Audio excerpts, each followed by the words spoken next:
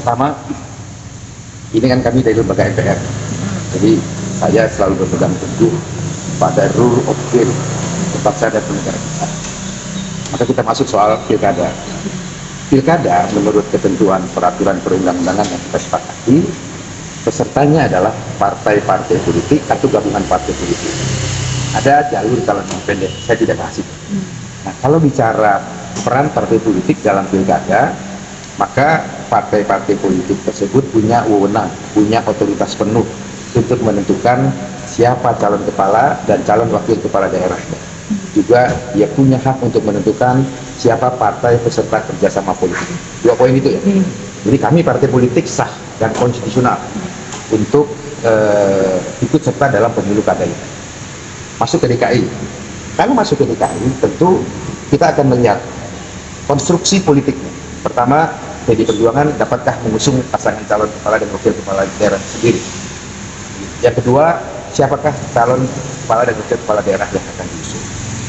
Oleh karena saat ini PDI Perjuangan membutuhkan kerjasama politik dengan partai-partai lain, tentu dalam mengusung calon kepala dan wakil kepala daerah harus ada kerjasama partai politik. Tadi dalam pembicaraan informal, saya juga sudah sampaikan dengan Pak Mohamad Iskandar, kemungkinan kita akan melakukan kerjasama politik masuk di dalam pilkada DKI Jakarta.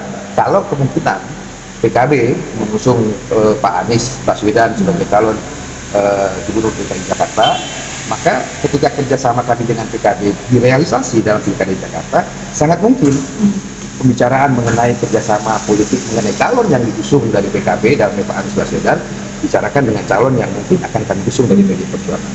Tapi sekali lagi, tahapan pembicaraan, pembahasan mengenai pilkada DKI Jakarta ini, dan saya kira juga banyak pilkada di tempat lainnya, masih proses pengerucutan, belum sampai pada kesimpulan lagi apalagi keputusan. Oleh karena itu, mari kita tunggu beberapa waktu lagi dinamika politiknya akan seperti apa, tetapi kita membuka diri untuk bisa bekerjasama dengan partai politik manapun di dalam konteks pilkada, karena setiap daerah punya konstelasi politik yang berbeda, punya persoalan yang berbeda-beda, punya kearifan lokal yang berbeda-beda. Nanti kita akan ikuti dinamika politik di setiap daerah untuk sampai pada keputusan siapa calon